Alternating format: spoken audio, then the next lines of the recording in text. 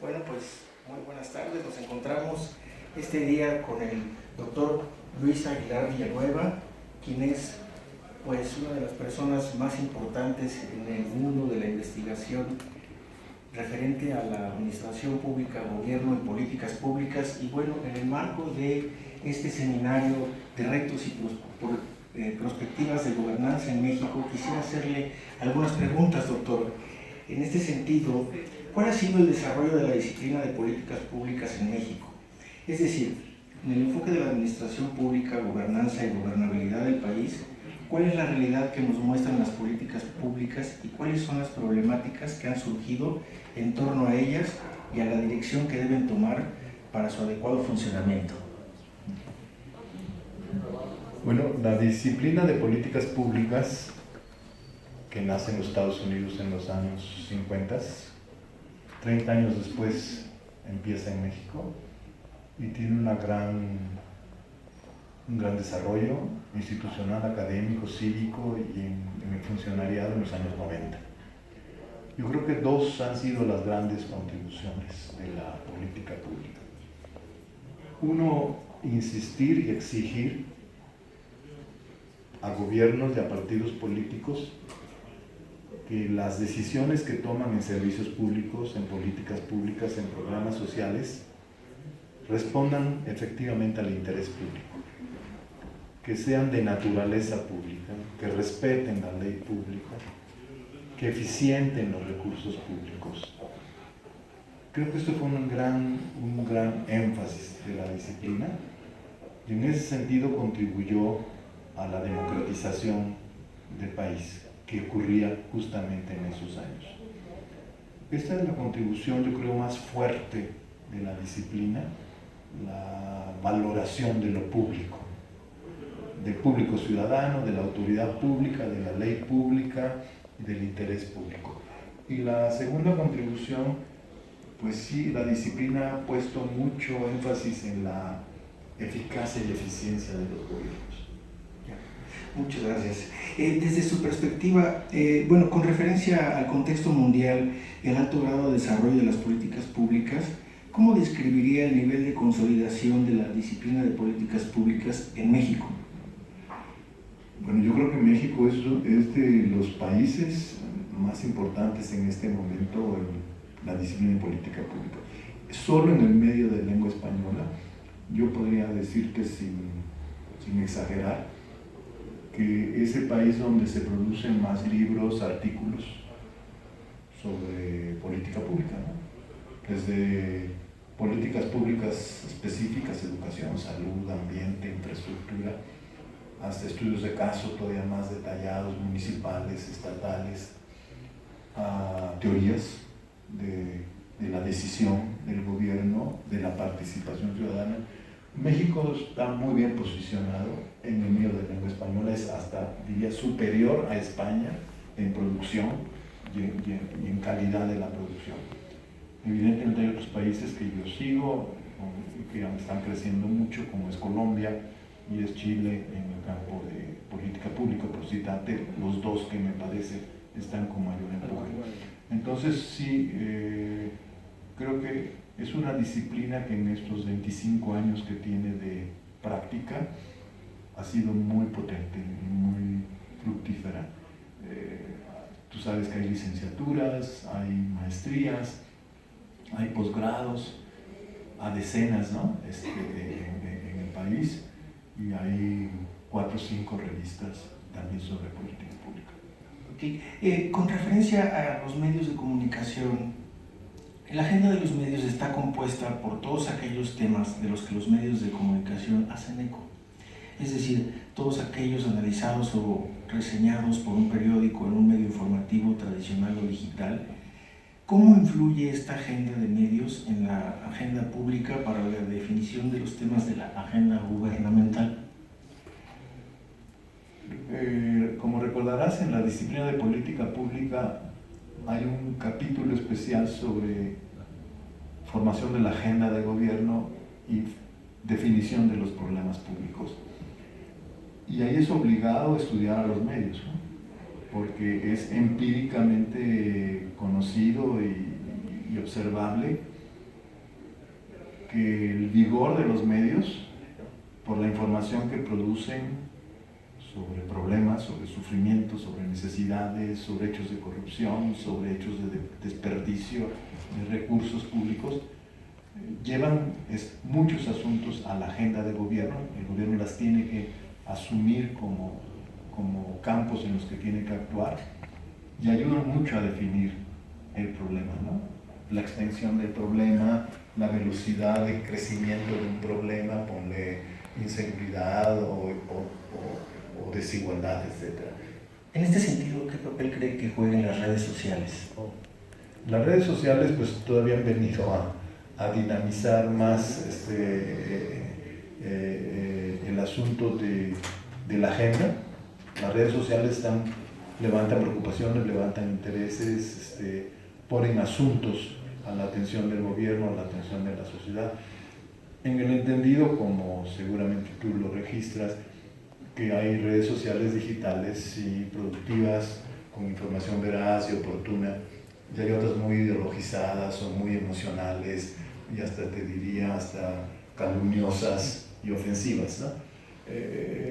Pero evidentemente las redes sociales digitales llegaron para quedarse y la articulación que empieza a haber cada vez más entre ellas y las organizaciones civiles y políticas pues le están dando un peso mayor, pero yo sigo pensando que son los medios escritos y audiovisuales, ¿no?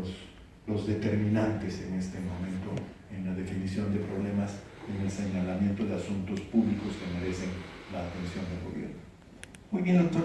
En su opinión, de acuerdo a la ponencia expuesta por usted, se hizo un balance del análisis del origen y desarrollo de las ciencias de políticas en México. Reconociendo las circunstancias trascendentales, reales y significativas del entorno, así como las causas, fundamentos y la explicación del origen, crecimiento y consolidación de la disciplina de políticas públicas en México. En los aspectos de formación académica e interés intelectual de este campo de estudio, ¿cuál es la perspectiva de la administración pública, la nueva gobernanza y los gobiernos locales? Es decir, ¿estas tecnologías de gobierno tienen la capacidad de resolver satisfactoriamente los problemas públicos de fondo o es tiempo de transitar hacia otros modelos de gestión pública? Es tiempo de transitar a otros conceptos y a otras prácticas, ¿no? De gestión pública, de diseño, de política pública, etc. Mira, la disciplina de política pública como la de administración pública pues surgieron en tiempos, ponle en el 19 o en la primera mitad del 20, en tiempos donde era obvio la autonomía del gobierno, el dominio del gobierno sobre la sociedad, el control del gobierno sobre la sociedad entera. Pero esto ha cambiado, ¿no? Ha habido una explosión de los derechos humanos, de las libertades, de la participación ciudadana. Entonces son dos disciplinas que si no advierten el cambio que está ocurriendo en la sociedad y en las relaciones entre la sociedad y el gobierno, podrían estar conceptualizando cosas que son del pasado, ¿no? O ofreciendo recomendaciones o técnicas que ya no tienen significación social en el presente. Este es el riesgo de las dos disciplinas de política pública y de administración pública.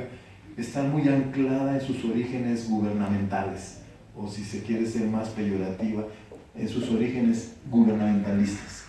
Y esto ha cambiado, ¿no? Ahora se gobierna de otro modo, ya no es solo por mando y obediencia, claro, mando y obediencia en muchísimos asuntos, sobre todo los relacionados con seguridad, combate a la corrupción, pero en otros temas el gobierno ya no tiene los recursos suficientes, ni el consenso suficiente, ni los recursos informativos, cognitivos, financieros suficientes para él por sí mismo poder decidir, poder ordenar, poder conducir.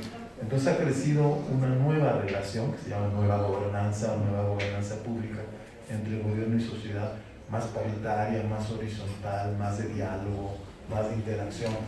Y creo que tú ya no puedes diseñar políticas públicas solo desde el gobierno, ¿no? Sino las tienes que diseñar con el gobierno y con la sociedad. Y ya no puedes hacer una administración pública solo desde arriba, ¿no?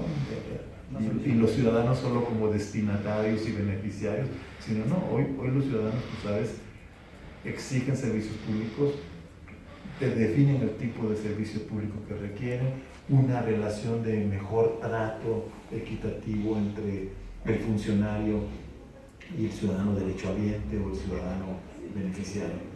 Entonces ha cambiado mucho el arte de gobernar, el proceso de gobernar, y debe cambiar la administración pública y la política pública. Sí. No son cambios totales, pero sí hay cambios importantes. O sea, lo que yo decía, yo suelo decir una frase que me gusta mucho y al público la aprecia: el gobierno de la sociedad hoy es gobierno con la sociedad. Ya no es gobierno de la sociedad sin la sociedad, sino no puedes gobernar a la sociedad más que con la sociedad. Y esto te obliga a otro tipo de administración pública, otras prácticas, otro trato, otras ideas, etc. Sí.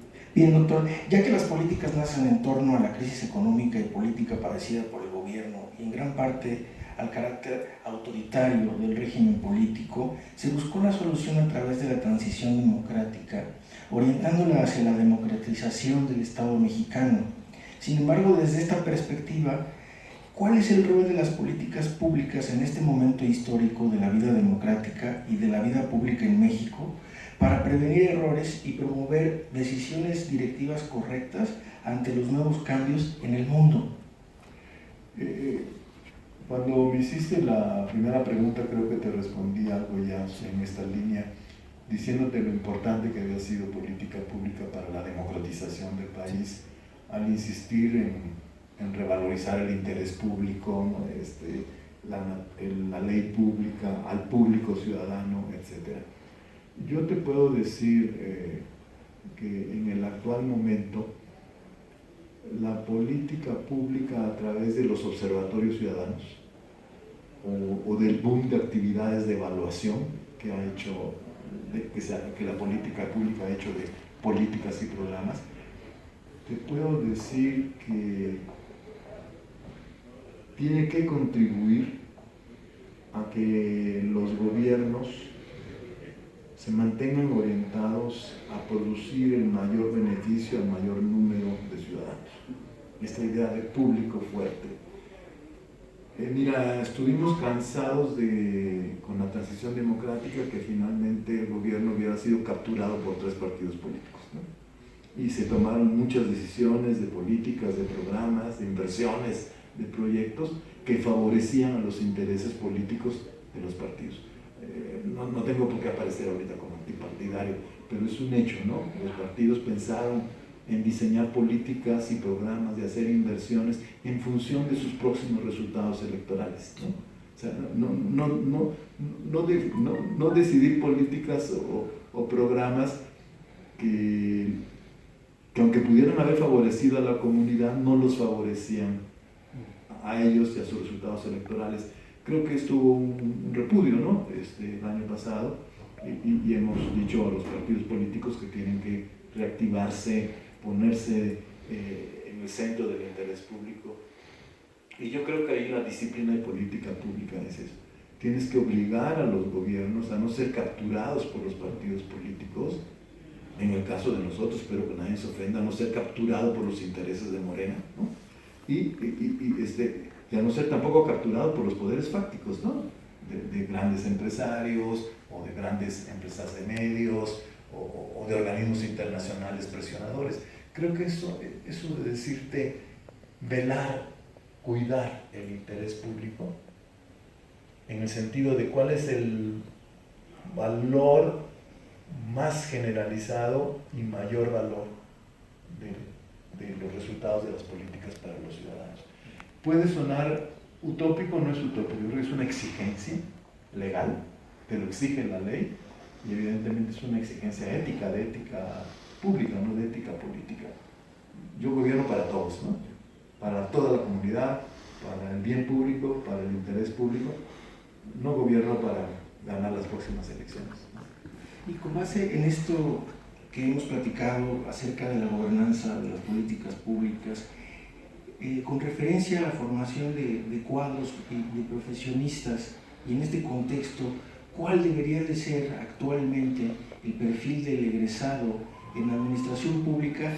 Y ¿cuáles son las habilidades cognitivas, sociales, emocionales e instrumentales que debe contar para que debe tener el administrador público del siglo XXI?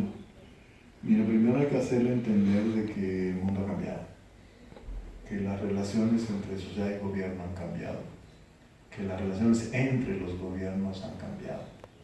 Vivimos en un mundo más globalizado, en economía, en cultura, en conectividad, en la comunicación. Entonces el egresado debe saber que va a actuar en el mundo público y en el mundo gubernamental del siglo XXI. Y que muchas de las teorías que enseñamos y que seguimos enseñando pues vienen del 18, del 19 y del 20. Tampoco hay que tirarlas a la basura porque siguen siendo vigentes, pero no todos sus enfoques o todos sus elementos siguen siendo vigentes. Si tu egresado no sale con una sensibilidad de que el gobierno ya no puede gobernar solo, sino con la ciudadanía, por lo cual su concepto de la administración y sus prácticas en la administración, si él fuera funcionario como desea hacerlo, ya no pueden ser las mismas, ¿no? Verticales, autoritarias, unipersonales, indiferentes al sufrimiento, a la necesidad de las gentes.